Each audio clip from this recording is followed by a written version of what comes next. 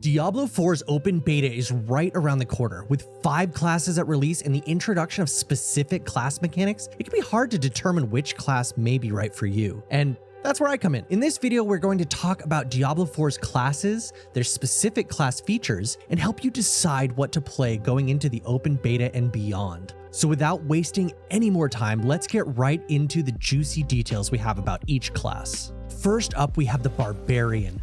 The Barbarian is a brutal warrior that dishes out heavy damage with a wide variety of weaponry. The Barbarian's class mechanic is called the Arsenal system. This grants the Barbarian the ability to wield 4 total weapons, swapping between them dynamically at any time. The Barbarian's class resource is called Fury, which will be spent on the Barbarian's core skills. The Barbarian has 2 distinct specializations, which are highlighted as either red or orange skills. Red skills, known as the Warlord talents, generally aim for defense, party bonuses, tactical damage, bleeding, and opportunity attacks, while the orange skills, or Berserker talents, go for a more reckless offensive, max damage, self-buffing, and even speed at times. Using the Barbarian's class mechanic, the Arsenal system, the Barbarian will be able to assign each skill a different weapon. Different weapon types will allow each skill to be modified, granting different passive and active bonuses for these skills. Personally, I look forward to playing the Barbarian, but we have so many other classes, so let's get on to the next one. Next, we have the Sorcerer, a high DPS class focused on strong elemental magic at the cost of being more of a glass cannon. In Diablo 4, their spells are centered around lightning, fire,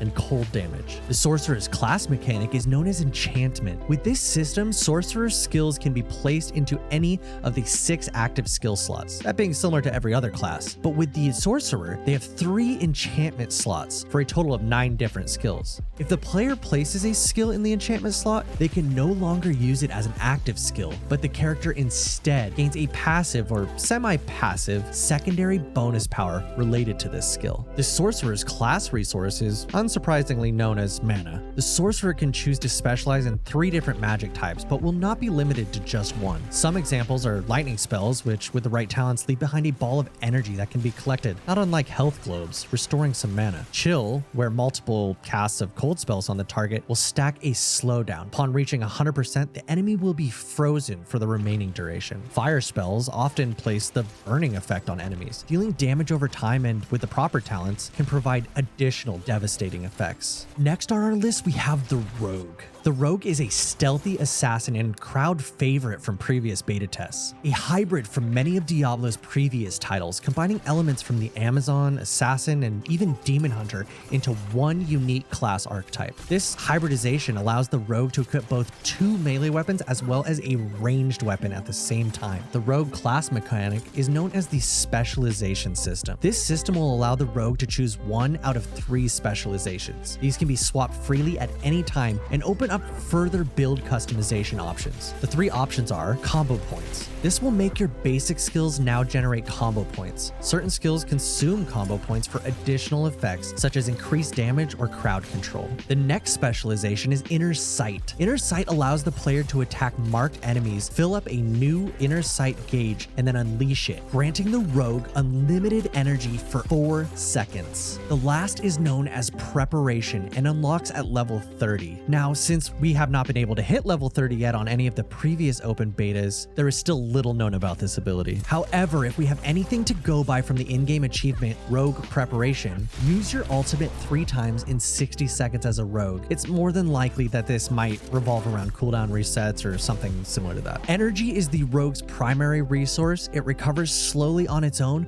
but can be refilled through various effects. Next, we have the Druid, making its return from its appearance in Diablo 2. The Druid is a master of shapeshifting, being able to switch from human to werebear and werewolf, while also commanding storm and earth magic. The Druid is the first of 2 classes that have not been fully revealed yet, so information about the class is limited to dev panels and minor speculation. The Druid will not be available during the early access weekend, but will be playable during the open beta the following weekend.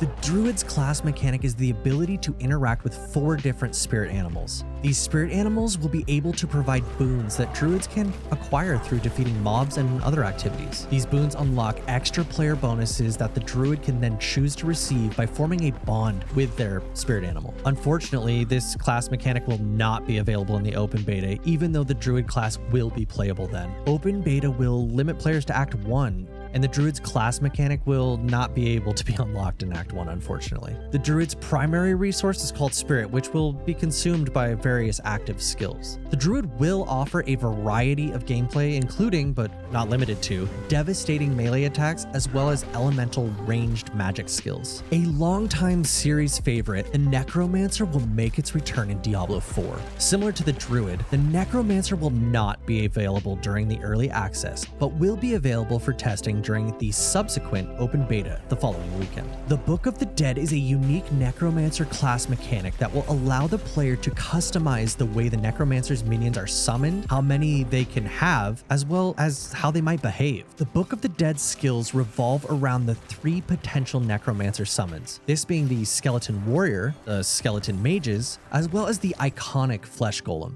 Each summon will have 3 variants to choose from within the Book of the Dead. 2 upgrades within the book will modify the summons and how they work, and the third will provide the Necromancer the ability to sacrifice the summons instead, which will disable the summoning of that minion in exchange for granting a permanent buff to the Necromancer. This will allow the Necromancer to play a more minionless playstyle, focusing on their own abilities and skills. The Necromancer also has 2 primary resources to pull from, the first being Essence, which will function similar to mana, and Corpses, which can be used to summon minions, explode, and cause other various instruments of destruction on the battlefield. And there we have it, the 5 classes with their basic rundowns on abilities, playstyles, and their Diablo IV exclusive class mechanics. Let me know in the comments down below which class sounds the most interesting to you and what you plan on playing. Are you going to join me in the early access and open betas? Let me know. Come hang out with me on Twitch sometime and make sure to subscribe to the YouTube channel. I plan on playing both of the beta weekends, live streaming them, and